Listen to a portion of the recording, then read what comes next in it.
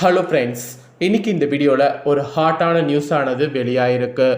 வடகொரியாவில் உலகுக்கே எச்சரிக்கையானது விடுக்கப்பட்டிருக்கு. இனி எங்களை தொட்டாலே இதை நாங்கள் கண்டிப்பாக அடுத்து செய்வோம் அப்படிங்கிற மாதிரி ஒரு அதிர்ச்சி ஊட்டக்கூடிய ஒரு தாள்களானது வெளியாயிருக்கு. ஸோ அப்படி என்ன நடக்கும் அப்படிங்கிறத தான் இந்த வீடியோவில் சொல்ல போகிறேன்.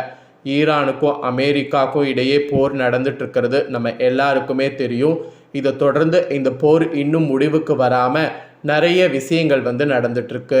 அதில் இப்போ இந்த ஒரு விஷயமானது தற்போது வெளியாகி சமூக வலைத்தளங்களில் பயங்கரமாகவே பரவிட்டுருக்கு. ஸோ அதை பற்றிய ஒரு எச்சரிக்கை நியூஸை தான் இந்த வீடியோவில் பார்க்க போகிறோம். ஸோ வீடியோவை தொடர்ந்து பாருங்கள். ஸோ என்ன நடக்க போகுது அப்படிங்கிறத தெரிஞ்சுக்குங்க.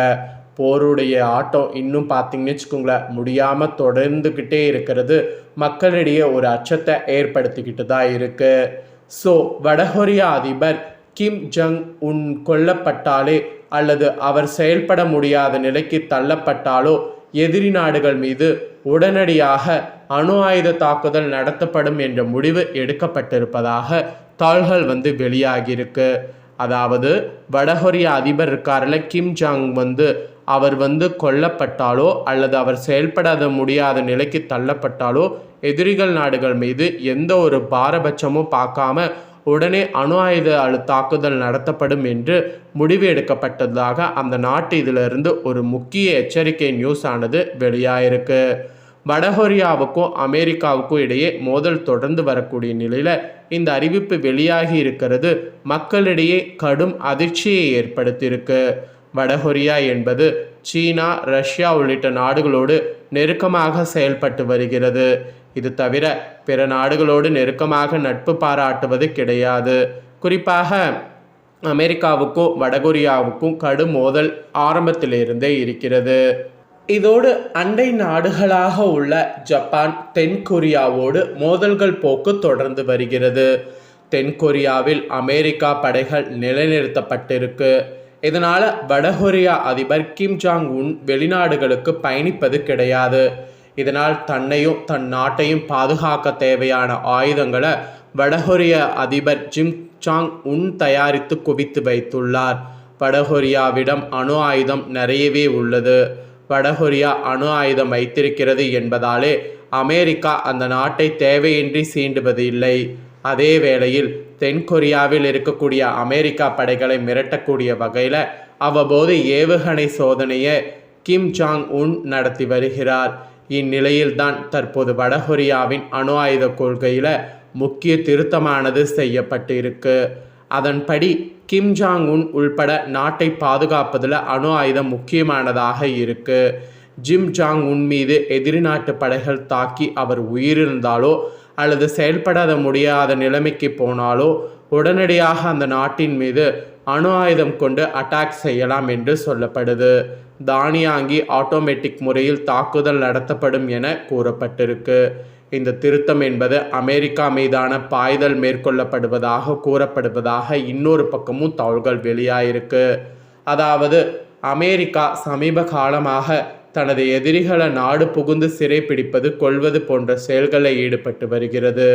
கடந்த ஜனவரி மாதம் வெனிசுலா அதிபர் நிக்கோலஸ் மதுரோ மற்றும் அவரது மனைவியை அமெரிக்கா படைகள் நாடு புகுந்து கைது செய்தது. அப்புறம் டொனால்ட் ட்ரம்ப் மற்றும் நிக்கோலஸ் மதுரோ இடையே தொடர்ந்து மோதல் இருந்த நிலையில் இந்த சம்பவம் நடந்தது குறிப்பிடப்படுது. அதன் பிறகு இப்போ ஈரான், அமெரிக்கா இடையே நீண்ட காலமாக மோதல் இருக்கிறது. போர் உருவானது. மார்ச் மாதம் தொடக்கத்தில் ஈரான் அதிபர் அயாத் அலி கமனி அமெரிக்கா, இஸ்ரேல் படைகள் நடத்திய தாக்குதலில் கொல்லப்பட்டார். அதன் பிறகு தற்போது அமெரிக்க அதிபர் டொனால்ட் ட்ரம்ப் கியூபாவை குறிவைத்துள்ளார். அது மட்டுமின்றி டொனால்ட் ட்ரம்ப் வடகொரிய அதிபர் கிம் ஜாங் உன்னையும் குறிவைக்கலாம் என்று சொல்லப்பட்டு வருகிறது. இதனால தான் கிம் ஜாங் உன் தனது நாட்டின் அணு ஆயுத கொள்கையில் திருத்தம் செய்துள்ளார் என்பது குறிப்பிடப்படுது. தற்போது இந்த ஒரு நியூஸ் தான் சமூக வலைத்தளங்களில் வெளியாகி வைரலாக பார்த்தீங்கன்னு வச்சுக்கோங்களேன் பரவிட்டுருக்கு. இதனிடையே இந்தியாவுக்கு எதிராக சீனாவோடு கைகோர்த்த பாகிஸ்தான் என்று இன்னொரு பக்கம் ஒரு வதந்தியான விஷயங்களும் பரவிட்டுருக்கு. ஸோ அது என்ன அப்படிங்கிறத சொல்கிறேன். அதையும் கொஞ்சம் டீட்டெயிலாக இந்த வீடியோவில் தெரிஞ்சுக்குங்க. ஆப்ரேஷன் சிந்து நடவடிக்கையின் போது பாகிஸ்தானுக்கு சீனா ஆதரவு அளித்ததாக எழுந்துள்ள தாள்கள் சர்வதேச அளவில் பெரும் பரபரப்பை தற்போது ஏற்படுத்திட்டு இருக்கு. ஆக்சுவலி ஒரு வருடத்திற்கு பிறகு சீனாவை சேர்ந்த பொறியாளர் ஒருவர் இது தொடர்பாக பகிரங்கமாக வாக்குமூலம் அளித்துள்ளார். இந்தியாவுடனான போர் அல்லது நெருக்கடியான காலகட்டங்களில் பாகிஸ்தானின் இராணுவம் மற்றும் தொழில்நுட்ப கட்டமைப்பை வலுப்படுத்துவதில் சீனா திரைக்கு பின்னால் இருந்து செயல்பட்டதை இந்த ஒப்புதல் உறுதிப்படுத்தி இருக்கிறது. இது குறிப்பாக உள்கட்டமைப்பு மற்றும் பாதுகாப்பு சார்ந்த விவகாரங்களில் ட்ரஹன் எனப்படக்கூடிய சீனா பாகிஸ்தானுக்கு முதுகெலும்பாக இருந்ததாக தெரிய வருகிறது. நவீன ஆயுத தளவாடங்கள் மற்றும் தொழில்நுட்ப பரிமாற்றத்தில் சீனா பொறியாளர்கள் பங்கு முக்கியமானது என்பது இந்த தாள்கள் சுட்டி காட்டுவது தெரிய வருகிறது. இதனால் பிரத்யேக பாதுகாப்பு மற்றும் புவிசார் அரசியலில் இந்தியாவின் அண்டை நாடுகளுக்கு இடையிலான இந்த இரகசிய கூட்டணி வரக்கூடிய காலங்களில் இந்தியாவின் பாதுகாப்பு வியூகங்களில் மாற்றங்களை கொண்டு வரக்கூடும் என்று எதிர்பார்க்கப்படுகிறது. ஓராண்டு இடைவேளைக்கு பிறகு வந்துள்ள இந்த தெளிவான ஒப்புதல் தெற்காசியாவின் அதிகார பேட்டியை பிரதிபலிக்கிறது. ஸோ இந்த ஒரு விஷயம் பார்த்தீங்கன்னு வச்சுக்கோங்களேன், இப்போ வெளியாக இருக்கிறது இன்னொரு பக்கம் ஒரு கடும் அதிர்ச்சியை ஏற்படுத்தியிருக்கு என்று சொல்லலாம். இதோடு ஈரான் போருக்கு நடுவில் இந்தியாவுக்கு வரக்கூடிய இன்னொரு அதிர்ச்சி இருக்குது. ஆக்சுவலி ஈரான் வெளியுறவு அமைச்சர் அப்பாஸ் அரக்சி அடுத்த வாரம் டெல்லிக்கு வர இருக்கிறார். மே 14 மற்றும் 15 ஆகிய தேதிகளில் நடைபெறக்கூடிய பிரிட்டிஷ் வெளியுறவு அமைச்சர்கள் சந்திப்பில் பங்கேற்க இருக்கிறார். அப்பாஸ் அரக்சியின் வருகை மிகவும் முக்கியமானதாக இதனால் பார்க்கப்படுது. ஈரான் போர் தாக்குதல் குறைந்தாலும் ஹார்முஸ் வழியாக இந்தியாவுக்கு கச்சா எண்ணெய் எரிவாயு சப்ளை வரவில்லை. இதனால் நாளுக்கு நாள் பெட்ரோல் டீசல் விலை உயர்வு அச்சம் அதிகரிக்கிறது. இன்றளவு எரிவாயு சிலிண்டருக்காக மக்கள் தவித்து வராங்க. இந்த பயணம் சாதாரண அரசியல் சந்திப்பில்லை என மேற்கத்திய நாடுகள் பார்க்கப்படுகிறது. காரணம், கடந்த மாதம் Abbas Araghchi Pakistan, Qatar, Russia உள்ளிட்ட நாடுகளுக்கு சென்றார். இதைத் தொடர்ந்து இந்தியாவுக்கு வர இருக்கிறார். இதனால் அப்பாஸ் அரக்சி இந்த சந்திப்பு இந்தியா ஈரான் உறவுகளிலேயும் பிரிக்ஸ் அமைப்பின் எதிர்கால அரசியல் பங்களிப்பிலும் முக்கிய திருப்பமாக இருக்கக்கூடும் என எதிர்பார்க்கப்படுகிறது. மேலும் ஈரான் இந்தியாவுக்கான எரிபொருள் சப்ளையை மேம்படுத்தவும் அதிகரிக்கவும் இந்த சந்திப்பு பயன்பெறும் என எதிர்பார்க்கப்படுகிறது.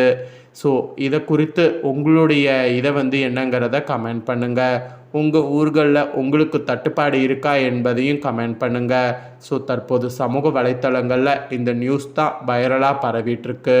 ஈரானுடைய போர் தொடர்ந்து முடியாத நிலையில் இருக்கிறதுனால அனைத்து இடங்கள்லையுமே இன்னும் நிறைய தட்டுப்பாடு இருந்துக்கிட்டே தான் இருக்குது. ஸோ இந்த தட்டுப்பாடு சீக்கிரம் சரியாகணும்னு சொல்லி கண்டிப்பாக நம்ம ப்ரே பண்ணிக்கலாம். இந்த நியூஸை உங்கள் ஃப்ரெண்ட்ஸ் ஃபேமிலிக்கும் ஷேர் பண்ணுங்கள். அவங்களும் பார்த்து தெரிஞ்சுக்கிட்டோம்.